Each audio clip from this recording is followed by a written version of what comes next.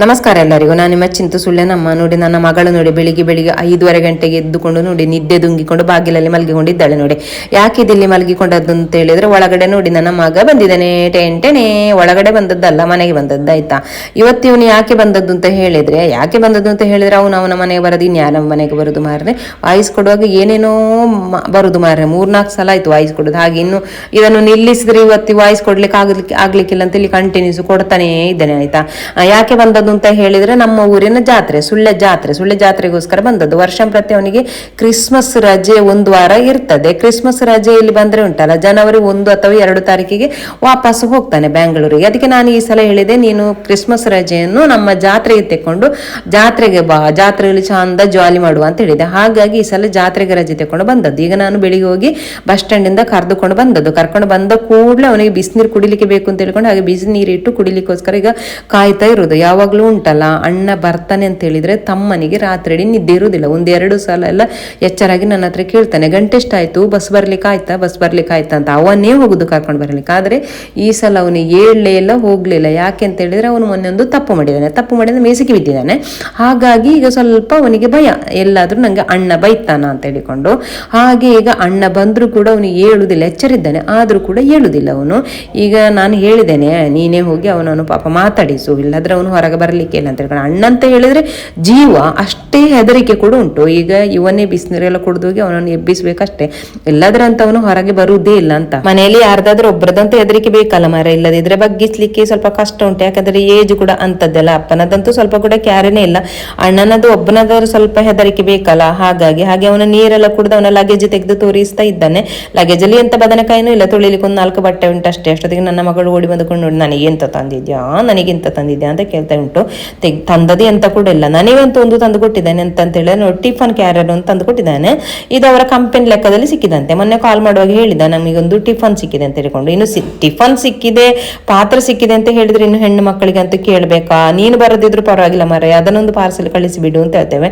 ಹಾಗೆ ನಾನು ಹೇಳಿಕೊಂಡಿದ್ದೆ, ಬರುವಾಗ ತೆಕೊಂಡು ಬಾ ಅಂತ ಹೇಳಿಕೊಂಡು ಹಾಗೆ ತೆಕೊಂಡು ಬಂದಿದ್ದಾನೆ. ನನ್ನ ಹತ್ರ ಇವನು ಎಂತ ಹೇಳಿದೆ ಅಂತ ಹೇಳಿದ್ರೆ, ಮೇಲೆ ಸೈಡು ಗ್ಲಾಸ್ದು ಮುಚ್ಚಳ ಉಂಟು, ಹಾಗೆ ಹೀಗೆ ಅಂತೆಲ್ಲ ಹೇಳಿದ. ಆಗ ನಾನು ಯೋಚನೆ ಮಾಡಿದೆ ಅಂತ ಹೇಳಿ, ಇದು ದೊಡ್ಡದಿರ್ಬೋದು, ಬಿಸಿ ದೋಸೆ ಎಲ್ಲ ಹಾಕಿ ತೆಗ್ದಿಡ್ಲಿಕ್ಕೆ ಒಳ್ಳೇದಾಯ್ತು ಅಂತೇಳಿ ನಾನು ಯೋಚನೆ ಮಾಡಿದ್ದೆ ಮಾರ. ಇದು ನೋಡಿದ್ರೆ ಉಂಟಲ್ಲ, ಚಿಕ್ಕ ಒಂದು ಬೌಲು. ಇದು ಕೆಳಗೆ ಸೈಡ್ದು ಕುಪ್ಪಿ ಅಂತ ಹೇಳ್ತೇವೆ ನೋಡಿ, ಕುಪ್ಪಿದು ಗ್ಲಾಸ್ ಒಳ್ಳೆ ವೆಯ್ಟ್ ಉಂಟು, ಮಾತ್ರ ಗಟ್ಟಿ ಉಂಟು. ಮೇಲೆ ಸೈಡು ಪ್ಲಾಸ್ಟಿಕ್ದು ಮುಚ್ಚಳ. ಇದಕ್ಕೆ ಬಿಸಿಯೆಲ್ಲ ನಿಲ್ಲುವಂಥದ್ದಲ್ಲ. ಈ ಬೇಕರಿಯಲ್ಲೆಲ್ಲ ತಿಂಡಿ ಎಲ್ಲ ಹಾಕಿಡ್ತಾರೆ ನೋಡಿ, ಗಟ್ಟಿದು ಕುಪ್ಪಿದು ಒಂದು ಡಬ್ಬ ಅಲ್ಲ, ಕುಪ್ಪಿದು ಎಂತ ಮಾರ್ರೆ ಅದು, ಎಂಥದೋ ಒಂದು ಕೇಕ್ ಎಲ್ಲ ಹಾಕಿಟ್ಟಿರ್ತಾರೆ ನೋಡಿ ಕುಪ್ಪಿಯ ಇದ್ರಲ್ಲಿ, ಅಂಥದ್ದು. ನೋಡುವಾಗ ಗೊತ್ತಾಗ್ತಲ್ಲ ನಿಮಗೆ, ನಂಗೆ ಅದು ವಿವರಿಸ್ಲಿಕ್ಕೆ ಬರುದಿಲ್ಲ. ಕೆಳಗೆ ಸೈಡ್ ಹಾಗೆ ಮೇಲೆ ಸೈಡ್ ಪ್ಲಾಸ್ಟಿಕ್ ಮುಚ್ಚಳ ಮಾರಿ, ಚಿಕ್ಕದು. ಇದು ಎಂತ ಮಾಡ್ಲಿಕ್ಕೆ ಆಗುದಿಲ್ಲ.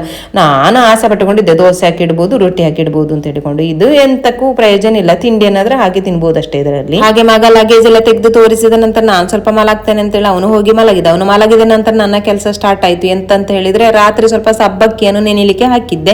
ಯಾಕೆಂತ ಹೇಳಿದ್ರೆ ಸಂಡಿಗೆ ಮಾಡಿಕೊಳ್ಳುವ ಅಂತ ಹೇಳಿಕೊಂಡು. ಮಗ ಹೇಗಿದ್ರೆ ಇನ್ನೊಂದು 15 ದಿವಸ ಇದ್ದಾನಲ್ಲ, ಹಾಗೆ ಸ್ವಲ್ಪ ಊಟಕ್ಕೆ ಸಂಡಿಗೆ ಮಾಡಿ ಇಟ್ಟುಕೊಳ್ಳುವ ಅಂತ ಹೇಳಿಕೊಂಡು ಮೊನ್ನೆ ಒಂದು 2 ಸಲ ಸಂಡಿಗೆ ಮಾಡಿದ್ದೇನೆ. ಅದರಲ್ಲಿ ಫಸ್ಟ್ ಮಾಡಿದ ಸಂಡಿಗೆಯನ್ನು ಗುಂಡಿಗೆ ಹಾಕಿದ್ದೇನೆ. 2ನೇ ಸಲ ಮಾಡಿದ ಸಂಡಿಗೆ ಪಾಸ್ ಆಯ್ತು, ಒಳ್ಳೆ ಟೇಸ್ಟ್ ಕೂಡ ಆಗಿದೆ. ಹಾಗಾಗಿ ಈಗ 3ನೇ ಸಲ ಸ್ವಲ್ಪ ಡಿಫ್ರೆಂಟ್ ಆಗಿ ಮಾಡಿಕೊಳ್ಳುವ ಅಂತ ಹೇಳಿಕೊಂಡು ಮೊನ್ನೆ ಸ್ವಲ್ಪ ಒಣಗಿದ ಮೆಣಸನ್ನ ಹಾಕಿಕೊಂಡು ಸಂಡಿಗೆ ಮಾಡಿಕೊಂಡದ್ದು. ಈ ಸಲ ಸ್ವಲ್ಪ ಖಾರವಾಗಿ ಇರ್ಲಿ ಅಂತ ಹೇಳಿಕೊಂಡು ಹಾಗೆ ಸ್ವಲ್ಪ ಜಾಸ್ತಿ ಹಸಿಮೆಣಸನ್ನ ಹಾಕಿಕೊಂಡು ಹಾಗೆ ಸ್ವಲ್ಪ ಉಪ್ಪನ್ನು ಕೂಡ ಹಾಕಿಕೊಂಡು ಹಾಗೆ ರುಬ್ಬಿಕೊಂಡಿದ್ದೇನೆ.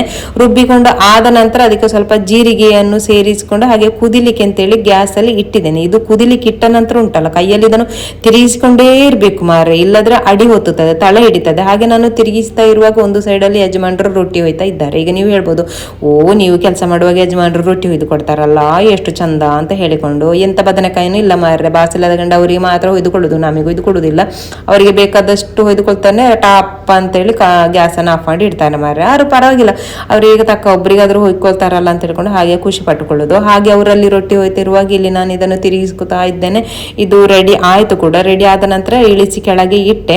ಇದು ಉಂಟಲ್ಲ ಸಬ್ಬಕ್ಕಿ ಕೂಡ ಒಳ್ಳೇದಿಲ್ಲ ಮಾರಯ್ಯ. ನಾನು ಮೊನ್ನೆಂದ್ಸಲ 1/2 kg ಸಬ್ಬಕ್ಕಿಯಲ್ಲಿ ಮಾಡಿಕೊಂಡದ್ದು. ಅದು ಕುದಿ ಬಂದಾಗೆ ಜಾಸ್ತಿ ಆಗಿ 2 ಪಾತ್ರ ಆಗಿದೆ. ಆದ್ರೆ ಇದು ಎಂತ ಮಾರ್ರೆ, ಇದು ಕುದಿ ಬಂದಾಗೆ ಕಡಿಮೆನೇ ಆಗಿ 1/2 ಪಾತ್ರ ಆಗಿದೆ. ಸಬ್ಬಕ್ಕಿ ಕೂಡ ಒಳ್ಳೇದಿರ್ಬೇಕು ಒಳ್ಳೆದಿರಬೇಕು. ಒಳ್ಳೇದಿಲ್ಲ ಅಂತಿದ್ರೆ ಇದು ಸಂಡಿಗೆ ಕೂಡ ಅಷ್ಟೊಂದು ಚಂದ ಬರುದಿಲ್ಲ. ಹಾಗೆ ನಾನು ತಣ್ಣಗಾಗ್ಲಿ ಅಂತೇಳಿ ಹಾಗೆ ತಣ್ಣಗಾಗ್ಲಿಕ್ಕೆ ಇಟ್ಟಿದ್ದೇನೆ. ಸಂಡಿಗೆದ ಹಿಟ್ಟು ತಣ್ಣಗೆಲ್ಲ ಆಗಿ ರೆಡಿ ಆಗುವಾಗ ತಮ್ಮ ಓಡಿ ಬಂದು ನಾನು ಟೀ ಕೆಲಸಕ್ಕೆ ಸೇರಿಕೊಂಡೆ. ಹೇಗಿದ್ರು ಅಣ್ಣ ಮಲಗಿದಾನಲ್ಲ, ಹಾಗೆ ಬೇಗ ಬಂದು ನಾನು ಟೀ ಕೆಲಸಕ್ಕೆ ಸೇರಿಕೊಂಡಿದ್ದೇನೆ. ಇಲ್ಲದ್ರೂ ಕೂಡ ಇವನು ಕೆಲಸದಲ್ಲೆಲ್ಲ ಸ್ವಲ್ಪ ಹುಷಾರು, ಅಣ್ಣ ಸ್ವಲ್ಪ ಸೋಮಾರಿ, ಇವನು ಕೆಲಸದಲ್ಲಿ ಇವನು ಹುಷಾರು. ಇವನು ಬಂದು ಹೇಳಿದ ನಾನೇ ಸಂಡಿಗೆ ಹಾಕ್ತೇನೆ ಕೊಡು ಅಂತ ಹೇಳಿಕೊಂಡು. ಎಂತದ ಮರ್ರೆ ಸಂಡಿಗೆ ಹಾಕ್ತಾ ಇದ್ದಾನೆ, ನೋಡಿದ್ರದ್ದು ಕಪ್ಪು ಕಪ್ಪು ಕಪ್ಪು ಕಪ್ಪು ಸಗಣಿ ಹಾಗೆ ಕಾಣ್ತಾ ಉಂಟು. ಖಾರ ಖಾರ ಇರ್ಲಿ ಅಂತ ಹೇಳಿಕೊಂಡು ಚಂದ ಹಸಿಮೆಣಸನ್ನು ಹಾಕಿಕೊಂಡು ರುಬ್ಬಿಕೊಂಡಿದ್ದೇನೆ.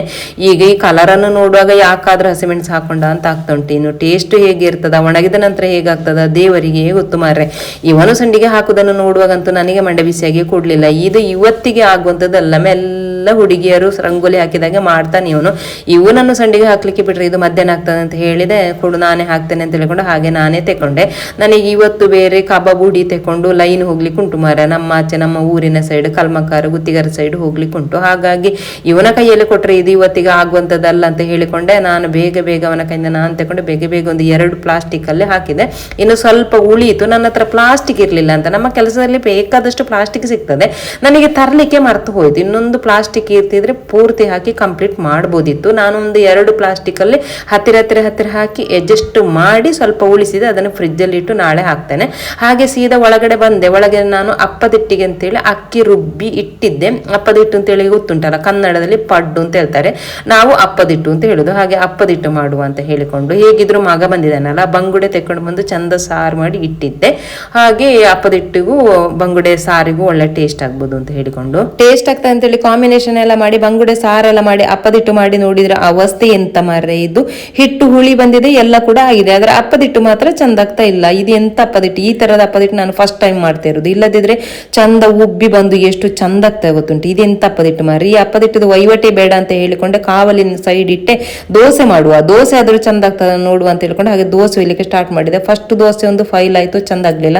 2ನೇ ಸಲ ದೋಸೆ ಆದ್ರೂ ಚಂದ ಬರ್ತದೆ ಏನೋ ಅಂತ ನೋಡಿದ್ರೆ 2ನೇ ಸಲ ದೋಸೆದ ಕರಿಯಾಗಿ ಹೋಯ್ತು. ಅಂತೂ 2 ದೋಸೆಯನ್ನು ಬಿಸಾಡಿ ಈಗ 3ನೇ ದೋಸೆ ಏನು ಹೋಯ್ತಿದ್ದೇನೆ. 3ನೇ ದೋಸೆ ಆದ್ರೂ ಚಂದ ಆದ್ರೆ ಇನ್ನು ದೋಸೆನೆ ಮಾಡುವ ಅಂತ ಹೇಳ್ಕೊಂಡು, ಇದು ನೋಡಿದ್ರೆ ದೋಸೆ ಏಳುದೇ ಇಲ್ಲ ಮಾರ. ದೋಸೆ ವಹಿವಟ್ಟೆ ಬೇಡ ಅಂತ ಹೇಳ್ಕೊಂಡು ಹಾಗೆ ಇಡ್ಲಿ ಆದ್ರೂ ಚಂದ ಆಗ್ಬೋದು ಅಂತ ಹೇಳ್ಕೊಂಡು ಹಾಗೆ ಇಡ್ಲಿ ಮಾಡ್ಲಿಕ್ಕೆ ಅಂತ ಹೇಳಿ ಕುಕ್ಕರ್ ಅನ್ನು ಇಟ್ಟಿದ್ದೇನೆ.